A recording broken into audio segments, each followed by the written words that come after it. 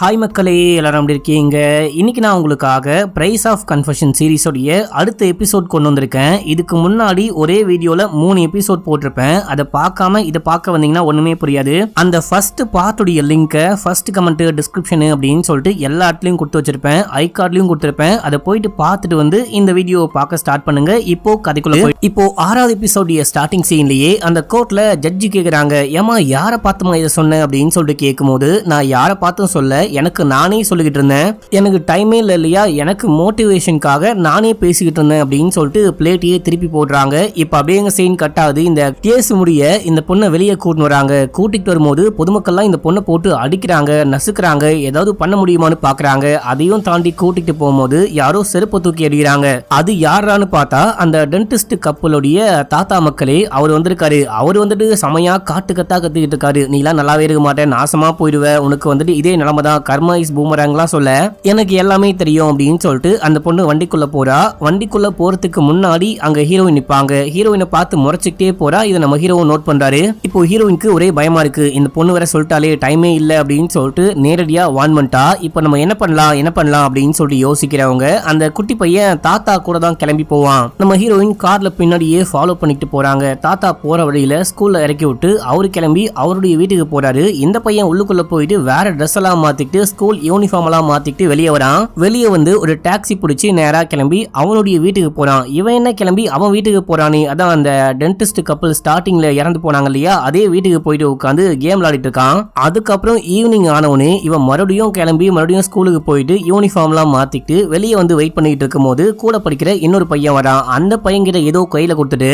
கட்டுக்கட்டா காசை வாங்கிட்டு வெயிட் பண்ணும்போது அதுக்கப்புறமா தாத்தா வந்து கூட்டிட்டு போறாரு அப்படின்னு சொல்லிட்டு காமிக்கிறாங்க. இந்த பையன்ல எதுக்கு இந்த மாதிரி ஃப்ராட்தனம் பண்ணிட்டு இருக்கான் அப்படின்னு சொல்லிட்டு ஹீரோயினுக்கு புரியவே இல்ல.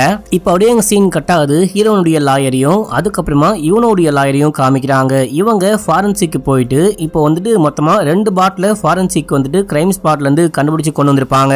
ஹீரோயினுடைய ஹஸ்பண்டை யாரோ கொலை பண்ணிட்டாங்க இல்லையா, அது யோனோவா இல்ல யாரு அப்படின்னா இது வரைக்கும் தெரியவே இல்ல. நம்ம ஹீரோயின் வந்துட்டு ஒரு வைன் பாட்டில் வாங்கிட்டு போயிருப்பாங்க, அதுவும் உடஞ்சு போயிருக்கும். இன்னொரு வைன் பாட்டில் புருஷன் வாங்கிட்டு போயிருப்பாரு, அதுவும் உடஞ்சு போயிருக்கும். இந்த 2 பாட்டில ஏதோ ஒரு பாட்டிலால தான் புருஷனுடைய மண்டையில் அடிச்சு கொலை பண்ணிருக்காங்க. முதல்ல அடிச்சிருக்காங்க, அதுக்கப்புறம் கொலை பண்ணிருக்காங்க.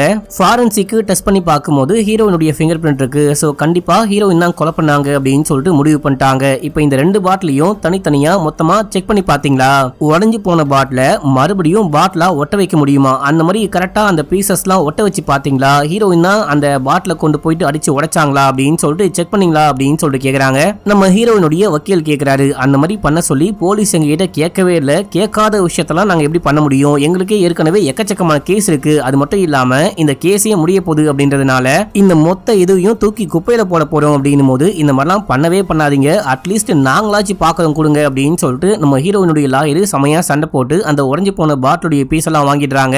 இப்போ இந்த வக்கீலும் இவனுடைய வக்கீலும் சேர்ந்துட்டு அந்த பாட்டில தனித்தனியா ஒட்ட வைக்க முடியுமா அப்படின்னு சொல்லிட்டு ட்ரை பண்ணிட்டு இருக்காங்க. ஹீரோயின் வாங்கிட்டு போன பாட்டில்ல கண்டிப்பா ஹீரோனுடைய ஃபிங்கர் பிரிண்ட் இருக்கும், அந்த புருஷன் வாங்கிட்டு போன பாட்டில்ல புருஷனுடைய ஃபிங்கர் பிரிண்ட் இருக்கும். இதுல எந்த பாட்டில் அடிச்சுதான் அந்த மண்டையில காயம் பட்டிருக்கு அப்படின்னு சொல்லிட்டு கண்டுபிடிக்க முடியுமா, அதுக்கு இவங்க அந்த பாட்டில ஒன்னா ஒட்ட வைக்க ட்ரை பண்ணிட்டு இருக்காங்க. இப்போ அப்படியே சீனை கட் பண்ணி ஹீரோயினை காமிக்கிறாங்க. நம்ம ஹீரோயின் அந்த ஆங்கிள் மானிட்டர் மாட்டினாங்க பாத்தீங்களா, அந்த லேடியை மீட் பண்ண வந்திருக்காங்க. நம்ம ஹீரோயின் வந்துட்டு குறிப்பிட்ட இந்த தூரத்தை தாண்டி போகவே கூடாது, ஆக்சுவலா நார்மலா இவ்வளவு தூரத்துக்கு இந்த ஆங்கிள் மானிட்டரை யூஸ் பண்ணலாம் போலாம் அப்படின்னு சொல்லிட்டு பெர்மிஷனே கொடுக்க மாட்டாங்களாம். உங்களுக்கு ஒரு குட்டி பொண்ணு இருக்கா, அந்த பொண்ணை ஸ்கூலுக்கு கூட்டிட்டு போயிட்டு வருவீங்க அப்படின்னு சொல்லிட்டு ஸ்கூல் வரைக்கும் நான் உங்களுக்காக அந்த எல்லையை எக்ஸ்டெண்ட் பண்ணி கொடுத்துருக்கேன், நான் தான் ஸ்பெஷலா ரிக்வெஸ்ட் பண்ணி அந்த எல்லையை உங்களுக்காக எக்ஸ்டெண்ட் பண்ணி கொடுத்துருக்கேன். இதை தாண்டி நீங்க வெளியே போக ட்ரை பண்ணீங்க அப்படின்னா கண்டிப்பா மானிட்டர் அலாரம் அடிக்க ஆரம்பிச்சிடும், உங்களை அடுத்த வாட்டிலாம் வான் பண்ணவே மாட்டேன், பிடிச்சி உள்ளுக்குள்ள போட்டுருவேன் அப்படின்னு சொல்றாங்க. ஏன்னா இந்த வாட்டி நம்ம ஹீரோயின் அந்த எல்லையை தாண்டி கொஞ்சம் வெளியே போயிட்டாங்க அப்படின்னு சொல்லிட்டு அந்த மானிட்டர்லயே வந்துட்டு இவங்க எங்கெல்லாம் போறாங்களோ அது எல்லாமே மேப்ல வந்துட்டு ரெட் கலர்ல மார்க் ஆகுமா அதெல்லாம் காமிக்கிறாங்க.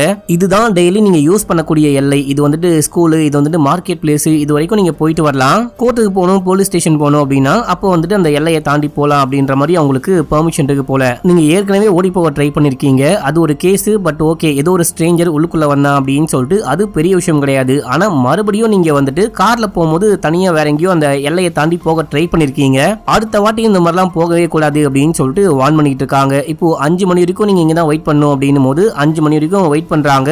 5 மணி ஆயிடுச்சு அப்படின்னு சொன்ன உடனே நம்ம ஹீரோயின் ஒரு பாய் கூட சொல்லாம ஒரு மாதிரி ரூடா பிஹேவ் பண்ணிட்டு அங்க இருந்து கிளம்பி அவங்க பாட்னு போயிட்டே இருக்காங்க. இந்த லேடி ஏதோ பேசிட்டு இருக்காங்க, நம்ம அடுத்த வாட்டி மீட் பண்ணும்போது ஏதாவது சாப்பிடலாம் அப்படின்னு சொல்லிட்டு அதை கூட கண்டுக்காம இவங்க பாட்டுன்னு கிளம்பி போயிட்டு லிஃப்ட்டுக்கு வெயிட் பண்ணிட்டு இருக்கும்போது அங்க ஒரு பையன் வரான். யாருன்னு பார்த்தா அந்த டென்டிஸ்ட் கப்பலுடைய பையன் தான். இவன் மேலேயும் ஏதோ கேஸ் இருக்கு போல. இந்த பையன் 18 வயசு கம்மியா இருக்கான் அப்படின்னு சொல்லிட்டு இவன் பண்ண குற்றத்துக்காகவும் இவனை வந்துட்டு சர்வேலன்ஸ்ல வச்சிருக்காங்க. இவனும் ஏதோ விசாரணை வந்துட்டு போறான் அப்படின்ற மாதிரி ஹீரோயின் பாக்குறாங்க. இப்போ லிஃப்ட் வருது, லிஃப்ட்ல ஏறி பேஸ்மெண்ட் நம்பர் 1க்கு போகணும் அப்படின்னு சொல்லிட்டு ஹீரோயின் அமுக்குறாங்க.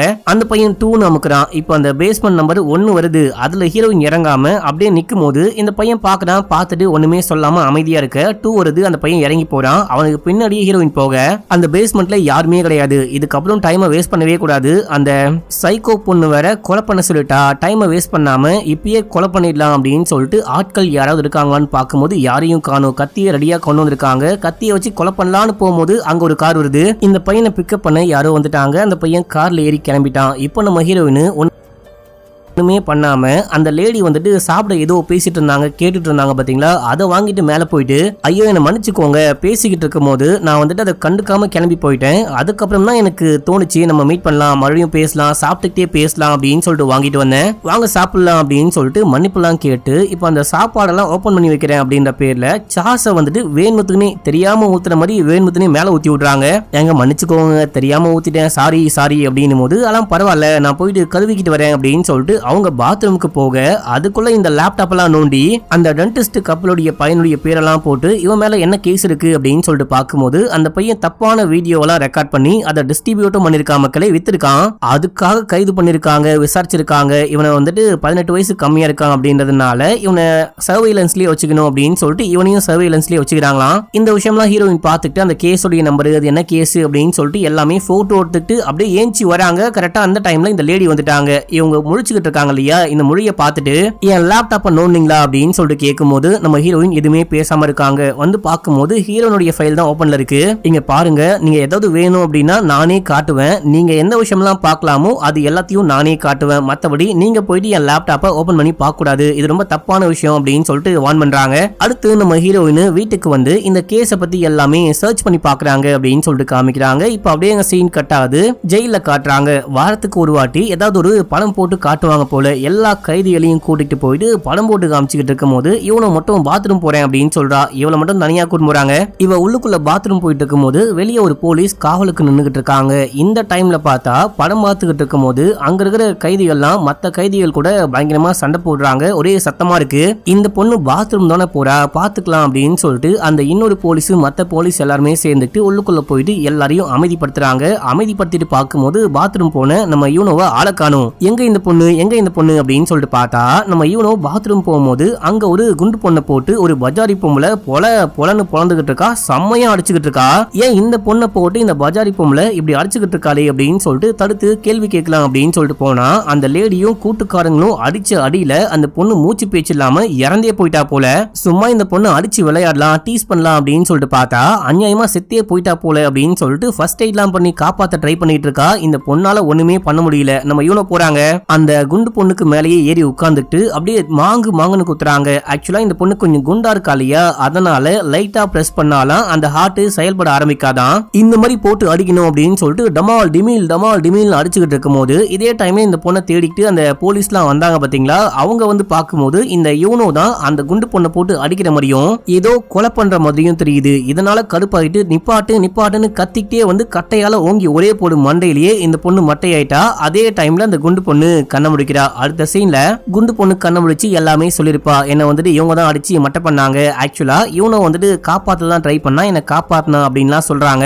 இவனை தூக்கிட்டு போயிட்டு ட்ரீட்மெண்ட் கொடுக்குறாங்க. இப்போ இந்த பொண்ணு செல்லுக்கு கூட்டு போலாமா அப்படின்னு சொல்லிட்டு கேட்கும்போது டாக்டர் இப்ப கூட்டிட்டு போக கூடாது, அந்த பொண்ணுக்கு தலையில பயங்கரமா காயம் பட்டிருக்கு, கொஞ்சம் ஸ்கேன்லாம் பண்ணி பார்க்கலாம், உள்ளுக்குள்ள ஸ்கல் ஏதாவது டேமேஜா இருக்கா, எலும்புல ஏதாவது கிராக் விட்டுருக்கா அப்படின்னு சொல்லிட்டு பார்க்கணும். இன்னைக்கு நைட்டு இந்த பொண்ணு இங்கேயே ஹாஸ்பிட்டல்லயே ஸ்டே பண்ணிட்டோம், நாளைக்கு கூட்டிட்டு போங்க அப்படின்னு சொல்லிடுறாங்க. சோ இந்த பொண்ணு இங்கேயே ஸ்டே பண்றா. அந்த குண்டு பொண்ணு அங்க பயங்கரமா அழுவுறா, என்ன காப்பாத்தினதுக்கு ரொம்ப ரொம்ப நன்றி அப்படின்னு சொல்லிட்டு அழுதுகிட்டு இருக்கா. இப்ப அப்படியே சீனை கட் பண்ணி ஹீரோயினை வீட்டுல காமிக்கிறாங்க. குட்டி பொண்ணு நல்லாவே வரைவா போல. அந்த பொண்ணு வரைஞ்ச விஷயம்லாம் பார்க்கும்போது மேல ஏதோ ஒரு பொருளை வச்சுட்டு அங்க ஸ்ப்ரே பண்ணி அந்த மாதிரி வரைஞ்சா அந்த இடம் மட்டும் கேப்பா இருக்கும் இல்லையா, ஒரு மாதிரி ஷேடோ கேப் மாதிரி தெரியுது. இதே போல நம்ம இதுக்கு முன்னாடி என்னமோ பார்த்த ஞாபகம் இருக்கே அப்படின்னு சொல்லிட்டு மைண்டுக்குள்ள ஓட அந்த வக்கீலையும் கூப்பிட்டு நம்ம ஹீரோயின் நேரா புருஷனுடைய ஸ்டூடியோக்கு போறாங்க.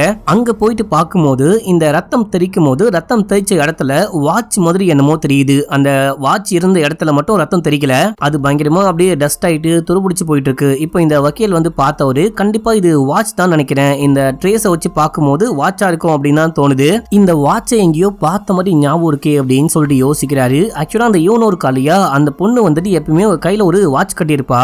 ஜெயிலுக்குள்ள போயிட்டு கூட ஸ்பெஷல் பெர்மிஷன்லாம் வாங்கிட்டு ஒரு பூனை வாட்ச் மாதிரி கையில கட்டிக்கிட்டு இருக்கா. ஒருவேளை அவளுடைய வாட்சா கூட இருக்க வாய்ப்பு இருக்கு அப்படின்னு சொல்ல, அப்படின்னா அந்த வாட்சை வாங்கி டெஸ்ட் பண்ணி பாப்பீங்களா அப்படின்னு சொல்லிட்டு கேட்கும்போது இப்ப அப்படியே எங்க சீனை கட் பண்றாங்க. யூனோவுடைய வக்கீல் போயிட்டு யூனோவை மீட் பண்ணி இந்த மாதிரி இந்த வாட்சோடைய ட்ரேசஸை ஸ்டுடியோல பாத்துருக்காங்க. டெஸ்ட் பண்ணி பார்க்க உன்னுடைய வாட்ச் எனக்கு வேணும் அப்படின்னு சொல்லிட்டு கேட்கும்போது அப்படிலாம் சும்மா கொடுக்க முடியாது, இதுக்கு வாரண்ட் வேணும் இல்லையா, வாரண்ட்டுக்கெல்லாம் ஏற்பாடு பண்ணிட்டாங்களா அப்படின்னு சொல்லிட்டு கேக்குறாங்க.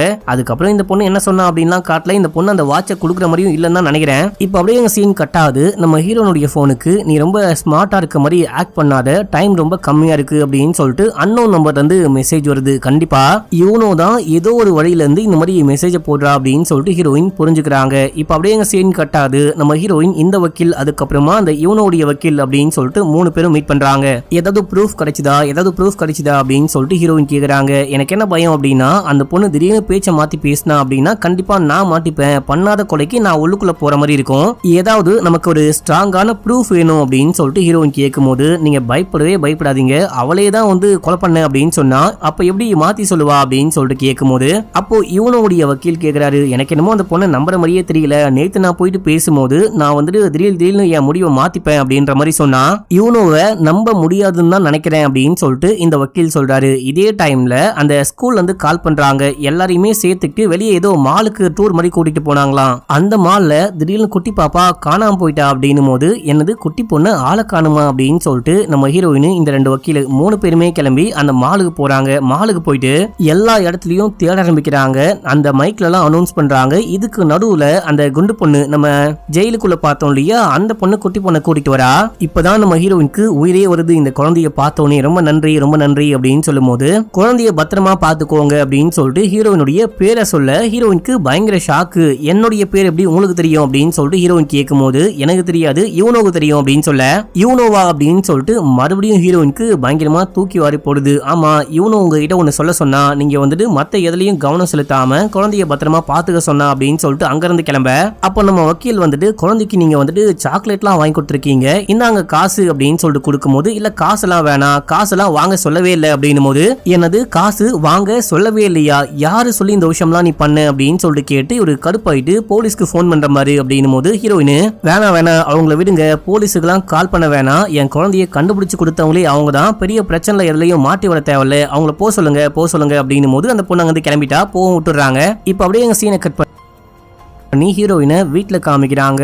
இதுக்கப்புறமும் வெயிட் பண்ண முடியாது, அவ வந்துட்டு பொண்ணை கடத்தியே நமக்கு வார்னிங் கொடுத்துட்டா, இதுக்கப்புறம் வெயிட் பண்ணா அவ என்ன வேணா பண்ணுவா அப்படின்னு சொல்லிட்டு இந்த மானிட்டருக்கு ஏதாவது ஒரு வழி பண்ணும் அப்படின்னு சொல்லிட்டு அவங்களே துணியெல்லாம் சுத்தியலால ஒரு போடு போடுறாங்க. பயங்கரமா பீப் சவுண்ட் கேக்குது. இப்ப இவங்களே அந்த லேடிக்கு கால் பண்ணி நான் இந்த மாதிரி வழிக்கு கீழே விழுந்துட்டேன், கீழே விழுந்தவனே மானிட்டர் லைட்டா கிராக் ஆயிடுச்சு, இப்ப அதுல வந்துட்டு பீப் சவுண்ட் கேட்டுக்கே இருக்கு, நான் இப்போ என்ன பண்ணும் அப்படின்னு சொல்லிட்டு கேட்கும் போது இந்த மாதிரி இதை பண்ண ஆஃப் ஆயிரும் அப்படின்னு சொல்லிட்டு அங்க இருந்தும் ஆக்சஸ் கட் பண்ணி விடுறாங்க. இவங்களும் ஆஃப் பண்றாங்க. இப்போ ஆஃப் பண்ணிட்டு சைக்கிள்ல வந்துட்டு கிளம்புறாங்க. போகும்போது பயங்கரமா மழை பெய்யுது, ரெயின் கோட், அதுக்கப்புறமா இவங்க கேஸ் எல்லாம் இந்த சர்வீஸ் பண்ற மாதிரி அந்த ட்ரெஸ் போட்டுட்டு போறாங்க, கையில காலெல்லாம் கிளவுஸ் மாட்டிட்டு போறாங்க. போயிட்டு அந்த வீட்டுடைய கதவை தட்டும் போது பயபுள்ள உள்ள உட்காந்துட்டு கேம் விளையாடிட்டு இருக்கான். இன்டர்காம் மூலமா யார் நீங்க என்ன வேணும் அப்படின்னு சொல்லிட்டு கேட்கும் போது உங்க வீட்டுல வந்துட்டு ஏதோ கேஸ் லீக் இருக்கு போல, எங்களுக்கு நோட்டிபிகேஷன் வந்துச்சு, பெரிய பிரச்சனையாவதுக்கு முன்னாடி அது என்ன விஷயம்னு பார்த்து சர்வீஸ் பண்ணும், கதவை திறக்கிறீங்களா அப்படின்னு சொல்லிட்டு கேட்கும் போது எங்க இப்ப இந்த வீட்டுல யாருமே வாழவே கிடையாது, நானே சும்மா வந்துட்டு போவேன், பரவாயில்ல விடுங்க அப்படின்னும் போது இல்ல தம்பி கேஸ் லீக் ஆயிடுச்சு அப்படின்னா உன்னுடைய வீட்டுக்கு மட்டும் இல்லாம எல்லா வீட்டுக்கும் பெரிய பிரச்சனை ஆயிரும், ப்ளீஸ் ஒரு 5 நிமிஷம் வேலை தான், கதவை தடை அப்படின்னும் போது இவனும் கதவை திறக்கிறான். ஹீரோயின் உள்ளுக்குள்ள போறாங்க. இப்போ அந்த கேஸ் இங்கதான் இருக்கு அப்படின்னு சொல்லிட்டு கிச்சனை காமிச்சிட்டு இவன் பாட்டுன்னு போயிட்டு கேம் விளையாட ஆரம்பிக்கிறான். நம்ம ஹீரோயின் உள்ளுக்குள்ள போற மாதிரி போயிட்டு கத்தியோட வராங்க. இவனை குத்தி கொல்லாம் அப்படின்னு சொல்லிட்டு பாக்குறாங்க. இவங்களுக்கு மனசே வரமாட்டேங்குது. இவனும் சின்ன பையன், இவனுக்கும் நமக்கும் எந்த விதமான சம்பந்தமும் கிடையாது, எந்த விதமான சம்பந்தமும் இல்லாம நம்ம நம்ம எதுக்கு இவனை கொலை பண்ணோம் அப்படின்ற மாதிரி யோசிச்சுட்டு பயந்துகிட்டு நின்னுகிட்டு இருக்கும் போது அப்ப அந்த பையன் யாரோ பின்னாடி நிக்கிற மாதிரி நமக்கு தெரியுது அப்படின்னு சொல்லிட்டு திரும்பி பார்த்தா ஹீரோ நிக்கிறாங்க. அந்த கத்தியை மறைச்சுக்கிறாங்க. இங்க என்ன பண்றீங்க, வேலை முடிஞ்சு போச்சான்னு கேட்கும் போது இவங்க எதுவுமே சொல்லாம அப்படியே முழிச்சுக்கிட்டு இருக்காங்க. அப்ப அந்த பையன் கண்டுபிடிச்சிட்டான், அன்னைக்கு அந்த போலீஸ் ஸ்டேஷன்ல நான் உன்னை பார்த்தனே, நீ எதுக்கு இங்க வந்த அப்படின்னு சொல்லிட்டு உசாராவை அவ்வளவுதான் பயபுல கண்டுபிடிச்சிட்டான். இதுக்கப்புறம் விட்டு வச்ச வேலைக்காவது, இவனுக்கும் ஒரு பாயாசத்தை போட்ட வேண்டியதான் அப்படின்ற மாதிரி கத்தியால அட்டாக் பண்ண போகும்போது அவனும் அடிக்கிறான். மாத்தி மாத்தி சண்டை போடுறாங்க. ஒரு கட்டத்துல அவன் ஹீரோயின் அடிக்க பாயும் போது இவங்க வசமா அந்த பையன் கிட்ட மாட்டிக்கிறாங்க. நம்ம ஹீரோயின் எதுக்கும் இருக்கட்டும் அப்படின்னு சொல்லிட்டு அந்த எலக்ட்ரிக் ஷாக் கொடுப்பாங்க இல்லையா, அந்த கன்னு மாதிரி கொண்டு வந்திருப்பாங்க. அதை வச்சு இந்த பையனை மட்டை பண்ணிட்டு மேலே ஏறி உட்காந்து கழுத்தை நெரிக்கிறாங்க. அவன் சொல்றான், என்னை விடுங்க, நான் என்ன பாவம் பண்ணேன், பிளீஸ் என்னை விடுங்க விடுங்க அப்படின்னும் போது கழுத்தை நெரிக்க இவங்களுக்கு கண்ணெல்லாம் கலங்குது. பயங்கரமா அழுகுறாங்க. அழுதுட்டே அந்த பையனை கொலை பண்றாங்க. அந்த பையன் மட்டையாயிட்டான். இப்போ அந்த பையனை கத்தியாலேயே குத்தியே கொலை பண்றாங்க. இதோட 6வது எபிசோட் முடியுது. இப்போ 7வது எபிசோட் ஸ்டார்டிங் சீன்லயே நம்ம ஹீரோயின் அந்த பையனை கொலை பண்ணிட்டு போட்டோ கிளிக் பண்றாங்க போல. போட்டோ எடுக்கும்போது அந்த பிளாஷ் மட்டும் நமக்கு தெரியுது. அதுக்கப்புறமா டெட் பாடியை எங்கேயோ இழுத்துட்டு போறாங்க. இப்ப அப்படியே எங்க சீனை கட் பண்ணா அந்த கார்ல மானிட்டர் மாட்டுவாங்க பாத்தீங்களா, அவங்க நானே வீட்டுக்கு வந்து மாட்டி விடுறேன் அப்படின்னு சொல்லிட்டு கார்ல வந்துகிட்டு இருக்காங்க. வரும்போது சரியான மழை, சம டிராபிக். இப்படி கார்ல வந்துகிட்டு இருக்கும் போது ஹீரோயினுக்கு கால் பண்ண ட்ரை பண்ணிட்டு இருக்காங்க. இதே டைம்ல நம்ம ஹீரோயின் சைக்கிள்ல வேகமா வந்துகிட்டு இருக்காங்க. வந்துகிட்டு இருக்கும் போது ஒரு இடத்துல அந்த சைக்கிள் வழுக்கி டொமால்னு கீழே ஒடுக்குறாங்க. பக்கத்துல ஒரு லாரி நின்னுகிட்டு இருக்கும். அந்த லாரியுடைய டிரைவர் இறங்கி வந்து, ஏமா என்னமாச்சு, ஏதாவது அடிபட்டுச்சா அப்படின்னு சொல்லிட்டு கேட்கும் போது இவங்க எதுவுமே கண்டுக்காம அங்க இருந்து கிளம்பி வீட்டுக்கு வந்துட்டு இருக்காங்க. இவங்க வரத்துக்கு முன்னாடியே அந்த லேடி வீட்டுக்கு வந்துட்டாங்க. வீட்டுக்கு வந்து கதவை தட்டி தட்டி பாக்குறாங்க. காலிங் பெல் அடிச்சு அடிச்சு பாக்குறாங்க. கூப்பிட்டாலும் யாரும் கதவை திறக்க மாட்டாங்க. போன் போட்டா உள்ளுக்குள்ள பாக்கும்போது அந்த லேண்ட்லைன் போன் தான் இருக்கு. யாராவது கால் பண்ணா கூட ரிங்கு வரக்கூடாது அப்படின்னு அந்த லேண்ட்லைன் போனை தனியா தூக்கி கீழே வச்சிருக்காங்க. இதெல்லாம் ஏன் பண்ணிருக்காங்க அப்படின்னு சொல்லிட்டு இவங்களுக்கு ஒரே டவுட். கூப்பிட்டு பார்த்தா ஆளக்கானும். போலீஸ் ஸ்டேஷனுக்கே கால் பண்ணி இந்த மாதிரி இந்த பொண்ணு கால்ல அந்த இது உடஞ்சு போச்சு அப்படின்னு சொல்லிட்டு எனக்கு கால் பண்ணி சொன்னா, நானும் வந்து பார்த்தா ஆளக்கானும். தப்பிச்சு போயிட்டாலா என்னெல்லாம் தெரியல, தப்பிச்சு போகாம இருக்கணும் அப்படின்னு சொல்லிட்டு பேசிட்டே இருக்கும்போது நம்ம ஹீரோயினே வந்து கதவு திறக்கிறாங்க. இந்த மாதிரி உள்ளுக்குள்ள குளிச்சுக்கிட்டு இருந்தேன், அதான் நீங்க கூப்பிட்டதே கேட்கல, உள்ளுக்குள்ள வாங்க அப்படின்னு சொல்லிட்டு கூப்பிடும் போது பார்த்தா அங்க ரத்தம்லாம் சொட்டின மாதிரி தெரியுது. என்னங்க ரத்தமா இருக்கு, நான் ஏதாவது ஹெல்ப் பண்ணவா, ஆம்புலன்ஸுக்கு கால் பண்ணவா அப்படின்னு சொல்லிட்டு கேட்கும் போது, இல்ல கடைக்கு போயிட்டு வரும்போது கீழே வழுக்கி விழுந்துட்டேன், பரவாயில்ல நானே பாத்துக்கிட்டேன், நானே கிளீன் பண்றேன், உட்காருங்க அப்படின்னு சொல்லிட்டு பாத்ரூம் குள்ள போனா அங்க ஒரே ரத்தமா இருக்கு. அந்த பையனை கொலை பண்ணும்போது மேல ரத்தம்லாம் தெரிச்சிருக்கோம் இல்லையா, அந்த துணிலாம் கூட இங்கதான் இருக்கு. நம்ம ஹீரோயின் வரும்போது வழுக்கி கீழே விழுந்தாங்க இல்லையா, அப்போ ஹீரோயினுக்கு செமையா காயம்பட்டு இருக்கு. கையெல்லாம் அப்படியே சராச்சிக்கிட்டு இருக்கு. இவங்க பாத்ரூமை கிளீன் பண்ணிட்டு இருக்காங்க. அதுக்குள்ள இந்த லேடி வீட்டை சுத்தி பார்க்கும்போது வீட்டுடைய பேக் டோர் ஓபன்ல இருக்கு. அந்த ரத்தம் இந்த பக்கம்னா சொட்டிக்கிட்டு போயிருக்கு. பின்னாடி இந்த சைக்கிள் மற்ற விஷயம்லாம் இருக்கு. இதையெல்லாம் இவங்க பார்த்துட்டே இருக்கும்போது ஹீரோயின் வெளியே வராங்க. இந்த டைம்ல எதுக்காக பின்னாடி டோரை திறந்து வச்சிருக்கீங்க அப்படின்னு சொல்லிட்டு கேட்கும்போது, பின்னாடி வந்துட்டு இருட்டா இருக்கு இல்லையா, அதுக்கு பல்பு வாங்கலாம் அப்படின்னு சொல்லிட்டு போனேன், பல்பு ஒர்க் ஆகல. அப்படி பல்பு வாங்கிட்டு வரும்போது சைக்கிள் வழுக்கி கீழே விழுந்துட்டேன், அப்பதான் காயம் பட்டுச்சு. காயம் படும் போது தான் இந்த மாதிரி கால்ல இருக்க மானிட்டர் உடஞ்சு போச்சு அப்படின்னு சொல்லிட்டு நம்புற மாதிரியே போய் சொல்றாங்க. பல்பும் வாங்கி வச்சிருக்காங்க. இதையெல்லாம் பார்த்தவங்க சரி ஓகே டோர்லாம் க்ளோஸ் பண்ணிக்கோங்க, பார்த்து பத்திரமா இருங்க அப்படின்னு சொல்லிட்டு கால்ல புதுசா ஒரு மானிட்டர் மாட்டி விட்டு அங்க இருந்து கிளம்பிட்டாங்க. நம்ம ஹீரோனும் வெளியே வரைக்கும் வந்து இவங்கள வழி அனுப்பி வைக்கிறாங்க.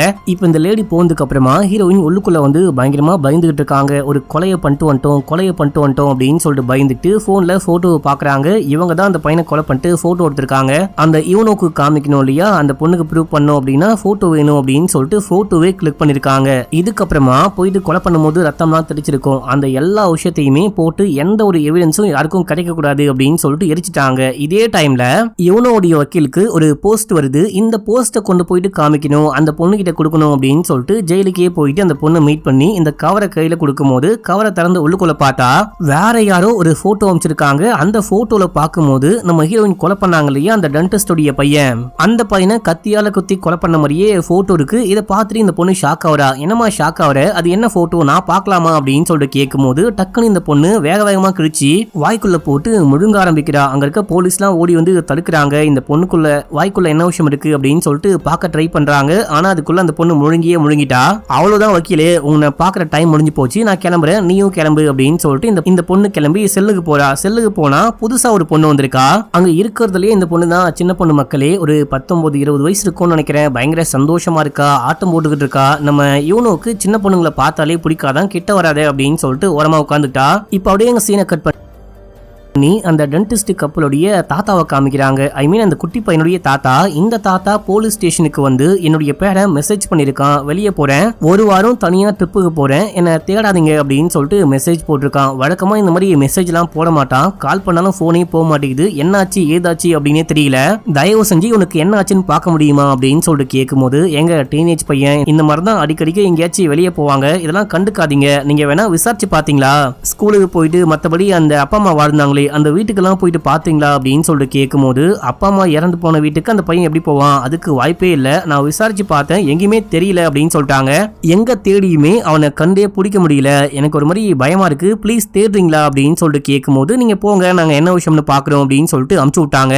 அமுச்சு விட்டு இந்த போலீஸ் லேடி நம்ம ஹீரோக்கு கால் பண்ணி இந்த மாதிரி அந்த குட்டி பையனை ஆளை காணுமா, தாத்தா வந்துட்டு ஏதோ டவுட்டா இருக்கு அப்படின்னு சொன்னாரு, என்ன பண்ணலாம் அப்படின்னு சொல்லிட்டு கேட்கும்போது, நீங்க தேடுங்க, அந்த பையன் எங்க போனா என்ன ஆனா அப்படின்னு சொல்லிட்டு ஏதாவது ட்ரேஸ் பண்ண ட்ரை பண்ணுங்க அப்படின்னு சொல்றாரு. ஆக்சுவலா நம்ம ஹீரோ இப்பதான் உட்கார்ந்துட்டு ஹீரோயினுக்கும் இந்த யூனோக்கும் என்ன கனெக்ஷன், இவங்க யாரை கொலை பண்ணாங்க, என்ன கேஸ், இவங்களுக்குள்ள ஏதாவது கனெக்ஷன் இருக்க வாய்ப்பு இருக்கா அப்படின்னு சொல்லிட்டு எல்லாமே போட்டு பாத்துக்கிட்டு இருக்காரு. ஒரு டிராயிங் மாதிரி போட்டு பாத்துக்கிட்டு இருக்காரு. இப்ப நம்ம ஹீரோ இங்க இருந்து கிளம்பி அந்த மானிட்டர் லேடியை பார்க்க போறாரு. நம்ம ஹீரோயின் இந்த செஷனுக்கெல்லாம் கரெக்டா வராங்களா, கரெக்டா பேசுறீங்களா, அவங்க வந்துட்டு ரூல்ஸ் எல்லாம் ஃபாலோ பண்றாங்களா அப்படின்னு சொல்லிட்டு கேட்கும்போது, எல்லாமே ஓகே தான், என்ன பார்க்க வந்தாங்க அப்படின்னாலே பெருசா எதுவுமே பேச மாட்டாங்க, அமைதியா இருக்கிறாங்க, ஒரு மாதிரி எப்ப பார்த்தாலும் டென்ஷனாவே இருக்காங்க, வீட்டுக்கு போயிட்டு பார்த்தாலும் டென்ஷனாவே இருக்காங்க அப்படின்னும் போது, சரி ஓகே எனக்கு லைட்டா டவுட்டா இருக்கு, அவங்க எங்க போனாங்க எங்க வந்தாங்க அப்படின்னு சொல்லிட்டு அந்த ட்ரேஸ் இருக்கும் இல்லையா, அதை காமிக்க முடியுமான்னு கேட்கும்போது, அதெல்லாம் காமிக்க முடியாது, நான் ரூல்ஸ் எல்லாம் ஃபாலோ பண்ணுவேன், அதை நான் எதுக்கு உங்ககிட்ட காமிக்கணும் அப்படின்னு சொல்லிட்டு வெளியே போய் சொல்லிடுறாங்க. இப்போ எதுக்கும் நம்ம செக் பண்ணி பார்க்கலாம், இந்த பொண்ணு எங்க இருக்கான்னு பார்க்கலாம் அப்படின்னு சொல்லிட்டு ட்ரேஸ் பண்ணி பார்க்கும்போது, இப்போ நம்ம ஹீரோயினும் கரெக்டா அந்த இறந்து போன டென்டிஸ்ட் கப்பல் இருக்காங்க இல்லையா, அந்த வீட்டு வாசல்ல இருக்காங்க. நம்ம ஹீரோயினு குட்டி பொண்ணை கூட்டிட்டு போகும்போது அந்த வழியா போறாங்க அப்படின்னு சொல்லிட்டு காமிக்கிறாங்க. அது மட்டும் இல்லாம இந்த பேர பையனை காணோம் அப்படின்னு சொல்லிட்டு அங்க இங்கன்னு போஸ்டர்லாம் அடிச்சு ஒட்டிக்கிட்டு இருக்காங்க, நியூஸ் எல்லாம் கூட ஓடிக்கிட்டு இருக்கு. இப்போ அந்த டென்டிஸ்ட் கப்பலுடைய வீட்டுக்குள்ள காமிக்கிறாங்க. நம்ம ஹீரோயின் அந்த பையனை கொலை பண்ணி இழுத்துட்டு போனாங்க பாத்தீங்களா, அதே இடத்துல ஹீரோயினுடைய முடி கொஞ்சம் இருக்கு அப்படின்னு சொல்லிட்டு காட்டுறாங்க.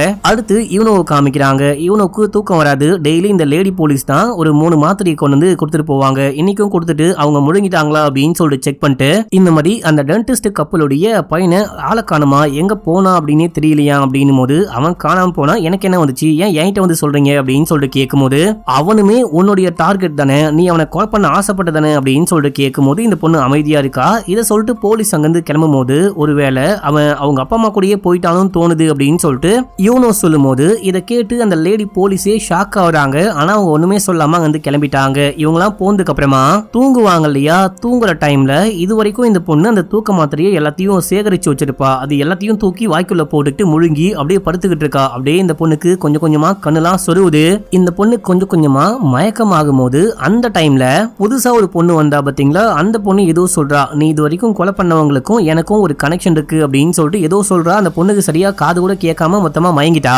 அதுக்கப்புறம் செல்மெட்டுக்கெல்லாம் தெரிய வருது இந்த பொண்ணு எதையோ சாப்பிட்டு மயங்கிட்டா அப்படின்னு சொல்லிட்டு போலீஸ்க்கு கால் பண்ணி சொல்ல, ஐ மீன் அந்த எமர்ஜென்சி பட்டன்லாம் அமுக்க, போலீஸ்லாம் வந்து இந்த பொண்ணை இங்க இருக்க ஹாஸ்பிட்டலுக்கு கூட இல்லாம தனியா இந்த பொண்ணு ரொம்ப சீரியஸா இருக்கா அப்படின்னு சொல்லிட்டு சிட்டிக்குள்ள இருக்க ஹாஸ்பிட்டலுக்கே தூக்கிட்டு போயிட்டு அட்மிட் பண்றாங்க. அப்படி அட்மிட் பண்ண கூட்டிட்டு போகும்போது இவனோக்கு ஏதோ விஷுவல்லாம் வருது. இவனோ அதுக்கப்புறம் ஒரு பெரிய அக்காவை காமிக்கிறாங்க. இது கொஞ்சம் வருஷங்களுக்கு முன்னாடி நடந்த சம்பவமா என்னன்னு தெரியல.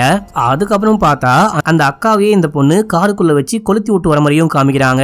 இப்ப அப்படியே சீன் கட்டாது. நம்ம ஹீரோயின் வீட்ல இருக்கும் போது இந்த நியூஸ் ஓடிக்கிட்டு இருக்கு, இந்த மாதிரி இத்தனை பேரை கொலை பண்ண இவனோ வந்துட்டு தற்கொலைக்கு ட்ரை பண்ணி அவ ஹாஸ்பிட்டல்ல அட்மிட் பண்ணிருக்கா அப்படின்னு சொல்லிட்டு. இதை பார்த்து ஹீரோயினுக்கு ஒரு விஷயம் புரியுது. ஏன்னா இவங்க 2 பேரும் டீல் போடும் போதே, நீ மட்டும் அந்த பையனை கொலை பண்ணிட்ட அப்படின்னா நான் தற்கொலைக்கு ட்ரை பண்ணி வெளியே ஒரு ஹாஸ்பிட்டல்ல வந்து அட்மிட் ஆவேன், நீ கண்டிப்பா நியூஸ்ல பாப்ப, அதுக்கப்புறமா என்ன வந்து மீட் பண்ணி நீ அந்த பையனை கொலை பண்ணிட்ட அப்படின்னா எப்படி கொலை பண்ண அப்படின்னு சொல்லிட்டு எனக்கு தெளிவா எக்ஸ்பிளைன் பண்ணும் அப்படின்னு சொல்லிருப்பா. இப்ப நம்ம ஹீரோயின் அந்த விஷயம்லாம் யோசிச்சு பார்த்துட்டு ஒரு டாக்டர் மாதிரி மேக்கப் இந்த மாறு வேஷம்லாம் போட்டுட்டு நேரா போயிட்டு அந்த யூனோவை மீட் பண்றாங்க. அவ்வளவு ஈஸியா மாறு வேஷம் போட்டுட்டு போயிட்டு மீட் பண்ண முடியுமான்னு கேட்டீங்கன்னா இது ஜஸ்ட் ஒரு சீரிஸ் மக்களே. நம்ம ஹீரோயின் போயிட்டு மீட் பண்றாங்க. என்ன அந்த பையனை கொலை பண்ணிட்டியா அப்படின்னு சொல்லிட்டு கேட்கும்போது, கொலை பண்ணிட்டேன் அப்படின்னு சொல்லும் போது, எப்படி கொலை பண்ண அதை எனக்கு தெளிவா எக்ஸ்பிளைன் பண்ணி காட்டு அப்படின்னு நம்ம ஹீரோயினும் எக்ஸ்பிளைன் பண்றாங்க. நான் போனேன், முதல்ல கத்தியால குத்த ட்ரை பண்ணேன், அதுக்கப்புறமா நானும் அவனும் சண்டை போட்டதுக்கு அப்புறமா அவனை மட்டை பண்ணிட்டேன், இந்த எலக்ட்ரிக் ஷாக் குத்து மட்டை பண்ணிட்டு கழுத்துலயே கத்தியால குத்தி கொலை பண்ண, இங்க பாரு போட்டோ அப்படின்னு சொல்லிட்டு போட்டோவெல்லாம் காமிக்கிறாங்க.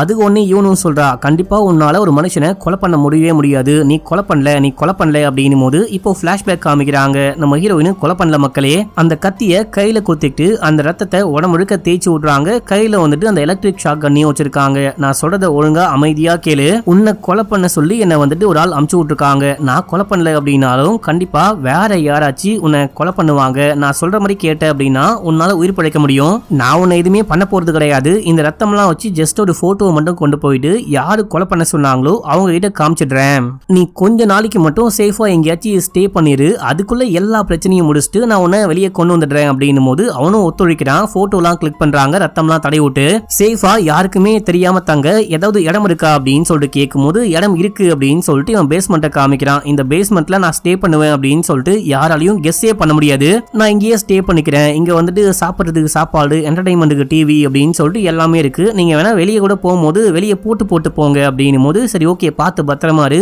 ஒரு வாரம் மட்டும் அட்ஜஸ்ட் பண்ணிக்கோ. மத்த எல்லாமே நான் பாத்துக்கிறேன் அப்படின்னு சொல்லிட்டு வெளியே இருந்து லாக் பண்ணிட்டு வந்திருப்பாங்க. இப்போ ரியல் டைம்ல ஹீரோயின் சொல்றாங்க, இங்க பாரு ஒரு மனுஷனை எப்படி போயிட்டு கொலை பண்ண முடியும்? என்னால கொலை பண்ண முடியாது. நான் அந்த பையன் என்ன தப்பு பண்ணானோ அதை வெளியே கொண்டு வர ட்ரை பண்றேன், கண்டுபிடிக்கிறேன். தயவு செஞ்சு அவனுக்கு லீகலி நம்ம தண்டனை வாங்கி கொடுக்கலாம். என்னால கொலையெல்லாம் பண்ண முடியாது அப்படின்னு சொல்லும் போது அப்படின்னா என்னுடைய வேலையை நான் காட்ட ஆரம்பிச்சிருவேன் அப்படின்னு ஹீரோயின் கோவப்படுறாங்க. கையில ஒரு இன்ஜெக்ஷன் வச்சிருக்காங்க. அதுல எந்த ஒரு மெடிசனும் கிடையாது. நான் அப்படியே காத்துனால உன் கையில குத்தி கொலை பண்ண போறேன் அப்படின்னும் போது அதையே உனக்கு தான் கொலை பண்ணவே தெரியாது. கண்டிப்பா உன்னால கொலை பண்ணவே முடியாது. நான் வேணா சொல்லி கொடுக்குறேன். நீ என்ன பண்ணு, அதுல மொத்தமா காத்தை ஏத்திட்டு அந்த காத்தை என்னுடைய நரம்புக்குள்ள இன்ஜெக்ட் பண்ண அப்படின்னா நான் கண்டிப்பா இறந்து போயிடுவேன். நீ வேணா ட்ரை பண்ணி பாரு அப்படின்னும் போது ஹீரோயின் இன்ஜெக்ஷனை கீழே போடுறாங்க. நீ அவனை கொலை பண்ணல அப்படின்னாலும் வேற ஒரு ஆள் அந்த பையனை கொலை பண்ணிட்டாங்க. நீங்க வந்து கிளம்பு அப்படின்னும் போது ஹீரோயின் சம ஷாக்ல அங்க இருந்து கிளம்பிட்டாங்க. இப்ப அப்படியே எங்க சீனை கட் பண்ணி அந்த தாத்தாவை காமிக்கிறாங்க. இவருக்கு என்னமோ தோணிக்கிட்டே இருக்கு. ஒருவேளை அவனுடைய வீட்டுக்கே அந்த பையன் போயிட்டானோ, அங்கதான் இருக்கானோ அப்படின்னு சொல்லிட்டு பாக்கலான்னு போறாரு. போனா அங்க ஒரே ரத்த கலரியா இருக்கு. யாரோ அந்த பையனை அடிச்சு இழுத்துட்டு போயிருப்பாங்க இல்லையா, அந்த ரத்தம்லாம் கீழே இருக்கு. அந்த ரத்தத்தை ஃபாலோ பண்ணிட்டு போனா பேஸ்மெண்ட்டுக்கு போகுது. பேஸ்மெண்ட்ல ஒரு ஃப்ரிட்ஜ் இருக்கு. ஃப்ரிட்ஜை ஓபன் பண்ணி உள்ளுக்குள்ள பார்த்தா ஃப்ரிட்ஜுக்குள்ள அந்த பையனை கொலை பண்ணி அப்படியே உட்கார வச்சிருக்காங்க. இதை பார்த்துட்டு மனுஷன் பயங்கரமா ஷாக் ஆகுறாரு. இதோட இந்த எபிசோட முடியுது.